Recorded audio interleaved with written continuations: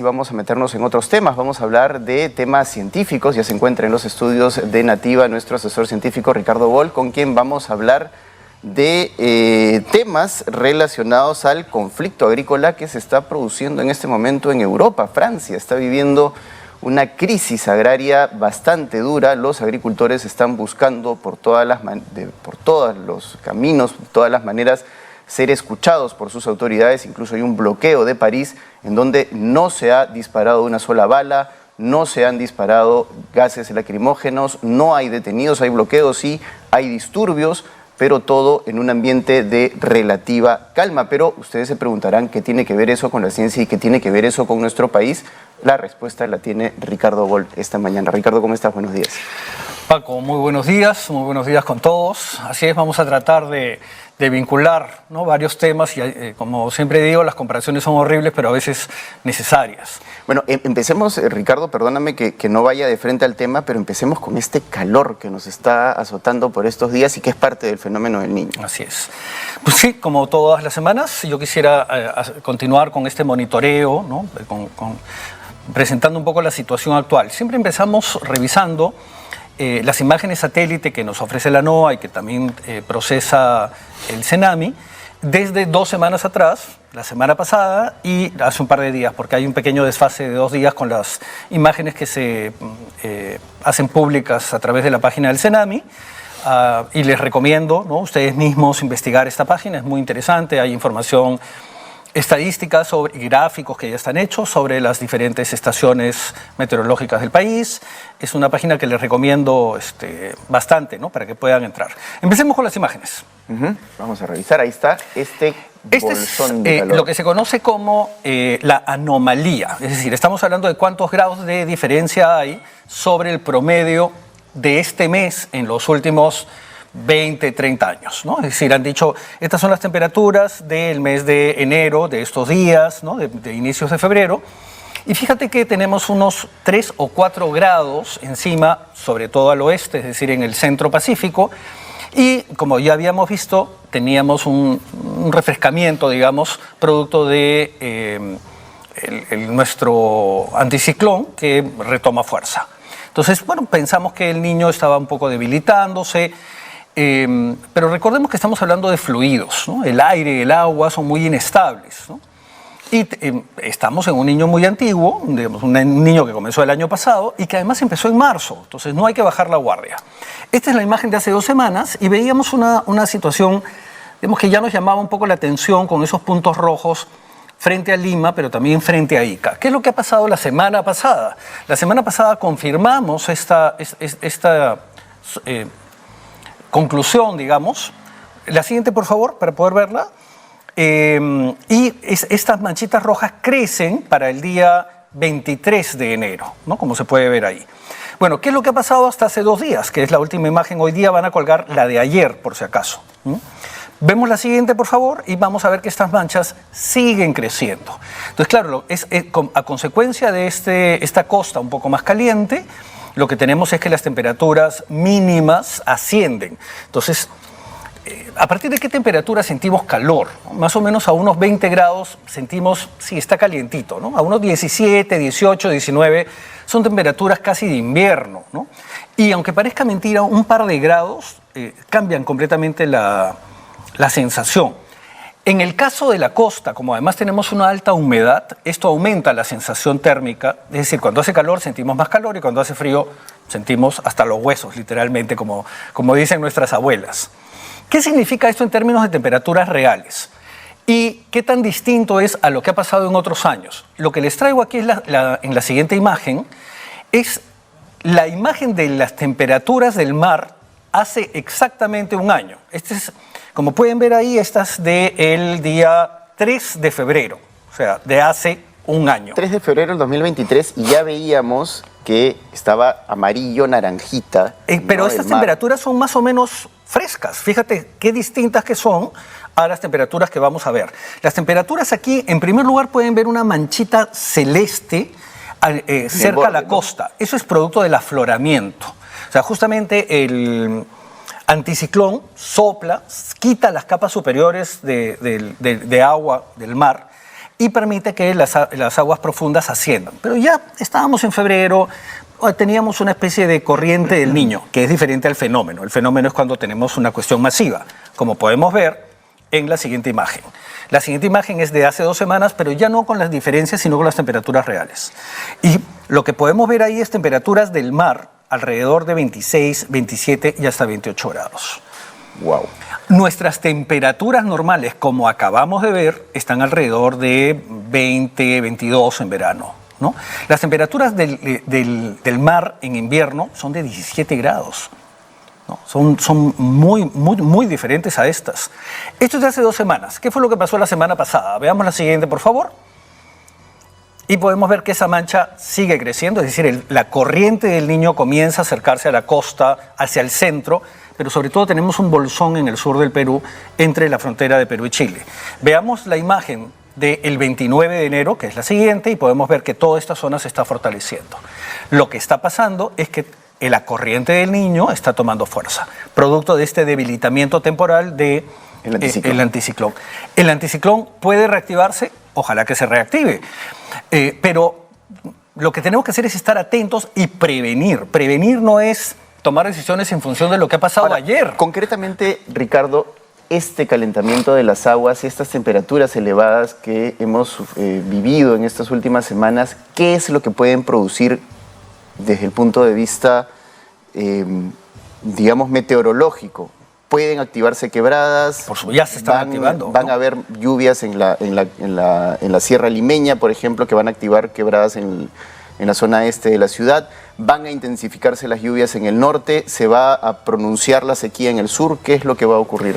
Mira, desde mi perspectiva, sin ser meteorólogo, sin ser hidrólogo, sino como geógrafo que trata de ver un poco todo junto, primero creo que esta es una situación que nos debería llamar más a la alerta, porque parece arbolito de Navidad, ¿no? Se enciende, se apaga, se enciende, se apaga, ¿no? Entonces creo que esto está haciendo como que se apagó, ya no nos preocupemos, ¿no? Y de pronto se enciende, bueno, preocupémonos un poquito, pero de repente se vuelve a apagar y se vuelve a apagar. Entonces yo lo que siento es que emocionalmente, psicológicamente, va a hacer que no nos preparemos completamente. Estábamos mejor preparados emocionalmente hace unos meses cuando decíamos, se viene el fin del mundo, por favor prepárense, ¿no es cierto? Pero ahora que parece que se está apagando, estamos bajando la guardia. Esto es el primer problema. El segundo problema es que, digamos, hemos tenido lluvias en la sierra, como nos acaba de decir tu invitado, y esto es un proceso en el que el suelo va saturándose, es decir, el suelo, producto de las lluvias, absorbe una cantidad de agua, pero según van pasando los meses, hay un momento en el que esa esponja no absorbe más, ya no puede. Entonces el agua comienza a escurrir y puede provocar huaicos, sobre todo si tenemos grandes lluvias. Entonces lo que probablemente pase, y esto es uno de los problemas, me parece a mí, es que hemos tenido lluvias, los suelos se están saturando en la sierra, pero si tenemos lluvias, producto de la mayor evaporación, como podría pasar si tenemos un niño, lo que vamos a tener son huaicos masivos, como usualmente pasa cuando tenemos un fenómeno del Niño. Es decir, las temperaturas aumentan, producto del aumento de la temperatura tenemos más evaporación, producto de la evaporación tenemos lluvias, y las lluvias en los desiertos son catastróficas porque no hay que pare el agua, ¿no? Si tuviéramos, por ejemplo, árboles, ¿no? Y encima con el proceso de deforestación que ha habido en las orillas de los ríos, pues viene el agua, arrastra puentes, se lleva casas, se lleva carreteras, ¿no? Entonces, porque justamente hemos quitado estas infraestructuras verdes, ¿no? Que la vegetación ribereña, y la semana pasada estábamos viendo bosques, ¿no? Estos bosques ribereños, las raíces, digamos, agarran el agua, agarran la tierra y evitan que el río se mueva tanto, por ejemplo. Entonces tenemos una situación a la que tenemos que estar muy sensibles y siempre el tema de prevención a todo nivel, ¿no? Institucional, empresas, familias, todos tenemos que estar atentos. Así es, importantísimo no bajar la guardia porque las temperaturas están ahí, la gráfica está ahí, la data está ahí y nuestras autoridades deberían estar muy atentos precisamente a eso. Vamos al tema de Francia, porque estoy un poco intrigado, te debo decir, Ricardo, sobre cómo nos vincula esto. Bien, bueno, lo que hemos visto en los últimos días son noticias e imágenes impactantes, ¿cierto? Primero hemos visto estas carreteras europeas bloqueadas y el concepto que se está mencionando es un París sitiado, ¿no? O sea, han bloqueado 8 vías de acceso a París, ¿no? No pueden entrar a París porque ha salido la policía, ha salido el ejército diciendo... Hay tractores, ¿no?, a lo largo de toda la Siempre hay alguien que se carretera. escapa y entra, ¿no? Las imágenes, por ejemplo, de Champs-Élysées, de estas avenidas que salen en todas las postales turísticas, con ovejas, con vacas, son repetitivas cada 2, 3 años. Cada vez que hay una pequeña crisis, los agricultores europeos no entran con juegos y agarran el ganado y se meten a las calles de París para decir, ¿no?, aquí estamos, ¿no? Muy interesante. Pero estos conflictos están vinculados también con conflictos climáticos, que es lo que quería explicar un poquito. Entonces, lo que hemos tenido hace un par de días es imágenes como, por ejemplo, lo que pasó con la Gioconda o la Mona Lisa, ¿no?, esta pintura tan famosa. Si vemos la siguiente imagen, le dieron de comer a la Mona Lisa y le tiraron sopa, ¿no es cierto? Además sopa, ¿no? Será por el invierno, digo yo. Bueno, felizmente ya sabemos que la Mona Lisa ha sufrido una serie de atentados y está cubierta por vidrio, antibalas. Hay un enorme cuidado con esta obra emblemática para la humanidad, ¿no? Que además ha servido para memes, comerciales, ¿no? Todo lo que podamos imaginar. Pero aquí en el Perú hemos visto otras imágenes, ¿no? Por ejemplo, lo que comentabas de Machu Picchu, estas carreteras bloqueadas en Machu Picchu, ¿no? Además, la gente ahí tampoco... Además, ¿Perdón? Las vías férreas, además. Justamente, ¿no? Las vías férreas bloqueadas y con estos discursos que nos sorprenden en otras partes del país, ¿no? Ministra de Cultura, no alquiles Machu Picchu, alquila tu casa, ¿no? O sea, completamente contestatario, pero además lo que evidencia problemas de comunicación, ¿no? En los dos lugares. Estas son las otras imágenes que tenemos justamente con estas carreteras bloqueadas. Fíjate qué interesante, la respuesta del que no tiene voz, la respuesta es, digamos, necesito hacerme ver y hay un tema repetitivo, ¿no? Tomo vías de comunicación, ¿no? Es decir, impido el paso, así como me bloqueas tú, así voy a bloquear yo. ¿Cuáles son los discursos que estamos escuchando en la prensa mundial? La BBC, por ejemplo, nos plantea los discursos de algunos agricultores. La meta es paralizar Francia. O sea, no es solamente quiero que me ayudes. O sea, ya es más allá, ¿no? Además, esa imagen es impresionante. Los tractores ocupando una de las carreteras de acceso más grandes a París. Es tremendo. Han sido kilómetros de carreteras bloqueadas. O sea, no ha sido un piquete. Han sido, o sea, la cantidad de tractores que se han visto en el campo, en las carreteras, son cosas que usualmente no se ven, porque, claro, están dispersos en un área enorme. Pero sí, es impactante. O, por ejemplo, los parisinos van a pasar hambre. El objetivo es matar de hambre a los parisinos. Eso es todo. Muy interesante porque, claro, es un momento en el que está todo exacerbado, ¿no? Además debe haber sido alguien que en ese momento de repente perdió un poco la chaveta, como se dice usualmente, pero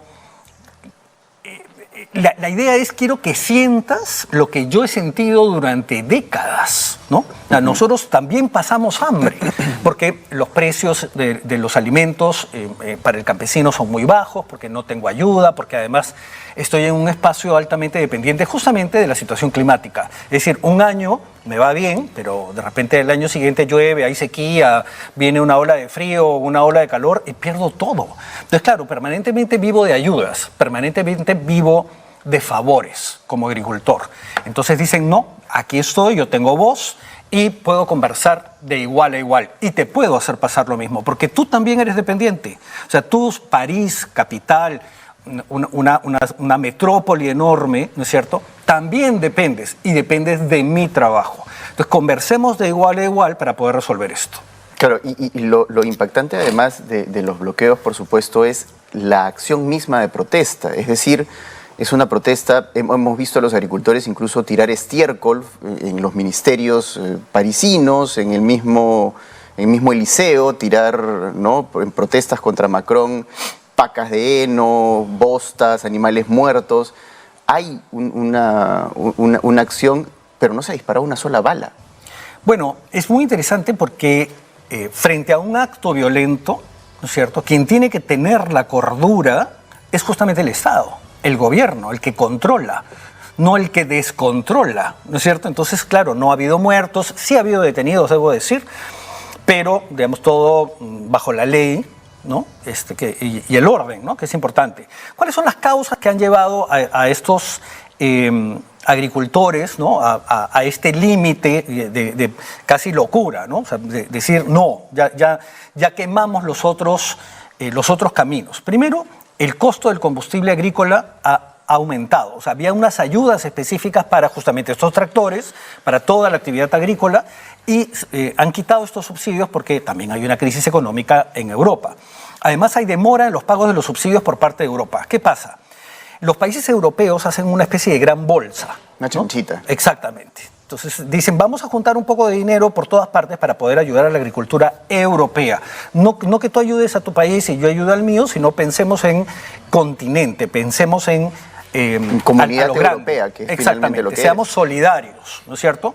Entonces, estas ayudas se reparten nuevamente y hay grandes centros de investigación, de I+D, además de observatorios que dicen, no, la problemática es esta y necesitamos ayudas en investigación para que compren mejores semillas, para que se tecnifique. Esos tractores son estupendos, ¿no? A mí también eso me ha impresionado. Pero además, resulta que Europa tiene un libre mercado. Entonces, claro, hay un libre mercado, pero también tenemos un sistema proteccionista.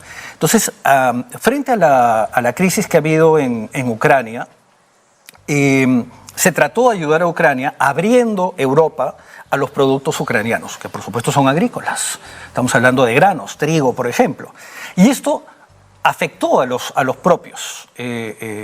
La solidaridad tiene ese costo, ¿no? Entonces, se están quejando justamente de esta apertura, que además es parte del discurso primermundista, ¿no? O sea, un libre mercado. Lo que vamos a ver en la siguiente imagen es justamente todas las carreteras que están bloqueadas en París, ¿no? Todas esas líneas anchas son carreteras bloqueadas. Y la idea es, ha habido una serie de medidas que han tomado Europa de manera vertical, justamente sin consensos. Por ejemplo, si tú tienes 10 hectáreas, pues el 4% de tu superficie no puede ser considerada agrícola, sino que va a tener que ser utilizada en otras cosas. Por ejemplo, están proponiendo la rotación de cultivos, que para nosotros en el Perú, en general, en el mundo andino, es algo natural. No así en la agricultura de mercado, ¿no? La idea es justamente rotar cultivos, porque hay unos cultivos que utilizan unos nutrientes y el siguiente cultivo otros. Entonces, esto implica el menor uso de fertilizantes. Recordemos que ha habido una crisis de fertilizantes en el mundo. Así es. Además, ha habido una reducción de la producción ganadera. Se ha pedido que se produzca menos. Esto claramente afecta a los productores. Todo esto trae una serie de problemas en general, y esto se está contagiando a Francia, a Alemania, a España, a Bélgica, y se espera que incluso de repente se sume Italia, porque esta solidaridad también está en el mundo agrícola.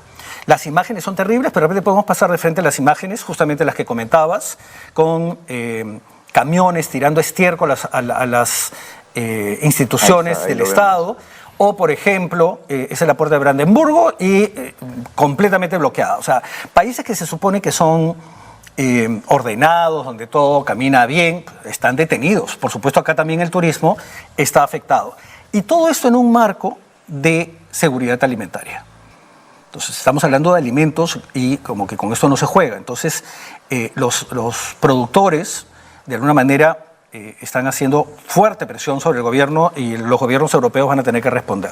Ahora, ¿cuál es la salida a una situación como esta, Ricardo? Porque hay varios factores externos a los gobiernos per se que no se pueden necesariamente controlar con políticas internas, ¿no? La guerra de Ucrania, por ejemplo, es el más grande ejemplo. Es una decisión que ha tomado la Comunidad Europea y que cada país aplica dentro de su territorio, pero que no tiene la potestad de tomar acciones por sí solo para solucionar el problema de sus agricultores en específico. Así es, ¿no? Como tú bien dices, hay, digamos, elementos externos y elementos internos. Lo primero que hay que hacer es fortalecer todo lo que sea interno.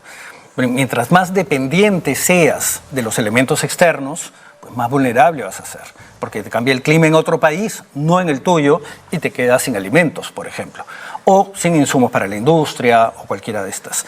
Pero sobre todo monitorear, ¿no? Hay que estar atentos en cuanto aparece digamos, la primera pista, ¿no? Deberíamos de reaccionar y decir, esto puede crecer, mejor comienzo a estudiarlo, evito que crezca, ¿no? Y justamente les quiero recordar que el Perú tiene unas oficinas que hacen estudios del Estado, la Defensoría del Pueblo, pero también la PCM, sobre los conflictos sociales en el Perú. Quiero enseñarles el mapa que además es un mapa interactivo, ustedes pueden buscarlo, de los conflictos en el Perú. Este es el mapa de conflictos en el Perú. Algunos son latentes, pero además estamos hablando de conflictos de diferentes temas. Estamos hablando de minería, estamos hablando de problemas agrícolas, urbanos, etc. Debo decir que los que tienen más son Cusco, Ancash, Apurímac, que son justamente zonas mineras. En marzo del 23 teníamos 221 conflictos sociales registrados, de los cuales 162 están activos. O sea, podría pasarnos algo como lo que pasa en Europa en este momento. Fíjate que no importa si eres de derecha, si eres de izquierda, si eres desarrollado, si eres subdesarrollado. Los conflictos están ahí y lo que hay que hacer es prepararse para ellos. Por eso es que la PCM tiene no una, sino hasta 3 subdivisiones. Tenemos la Secretaría de Gestión Social y Diálogo, que tiene 3, la Subsecretaría de Prevención de Gestión de la Información, la Subsecretaría de Gestión del Diálogo, evitar que la gente no se sienta escuchada, y la Subsecretaría de Seguimiento y Gestión de Compromisos. Es decir, cuando yo encuentro un problema, hacemos acuerdos y esos acuerdos deben de cumplirse. Ya sabemos lo que pasa en el Perú. Así es. Acaban de sacar el reporte de conflictos sociales, por favor la siguiente imagen, y podemos ver que ciertamente en el último año han estado disminuyendo. Hemos pasado de 187 en enero del año pasado a 125 a finales del año pasado, pero eso no quiere decir que se hayan resuelto completamente, cualquier día se reactivan. Entonces es muy importante asegurarse que las heridas estén sanadas. Cuando tú resuelves un conflicto ya no se pelean, es que las causas se hayan resuelto. Pero para eso, Ricardo, perdóname, es importante tener funcionarios probos, funcionarios capaces, e instituciones sólidas que primen la meritocracia por encima del favor o el tarjetazo. Y que entiendan los problemas que se están gestionando. Tú no puedes mandar simplemente a un abogado o a un administrador a decir, anda, resuélvelo. O sea, porque si es un tema agrícola, tienes que entender lo que te están diciendo y tienes que tener un interlocutor, alguien que ayude en el análisis, ¿no? Justamente la última imagen, por favor, nos habla de todas las reuniones que han habido a lo largo del año pasado. Esto es muy interesante porque son reportes que salen todos los meses. O sea, realmente deberíamos tal vez estar más atentos a la información que se produce. Ha habido 168 reuniones para la gestión de la conflictividad hasta diciembre en 23 regiones de las 25 que tenemos. O sea, solamente falta el Callao, ¿no? En todo el país hay conflictos y estamos como apagando incendios. Tal vez deberíamos también de tener una mirada un poco más de bosque, ¿no? Ya no solamente conflicto por conflicto, sino tal vez entender que son problemas como inicié, vinculados con el cambio climático, con un problema de leyes que a veces se contradicen. Por un lado queremos el libre mercado, por otro lado tenemos ayudas. Entonces, ¿cómo resolver todo esto? Hay que sentarse y repensarlo. Los conflictos son una oportunidad para madurar, para crecer como sociedad, para encontrar estrategias que eviten también conflictos futuros. Es decir, no solamente resolví este problema, sino que tal vez esté resolviendo los del futuro. Así es, aprender de lo que nos está pasando. Tan importante. Muchas gracias, Ricardo, por haber estado con nosotros esta mañana. Ha sido Ricardo Boll, asesor científico de Nativa.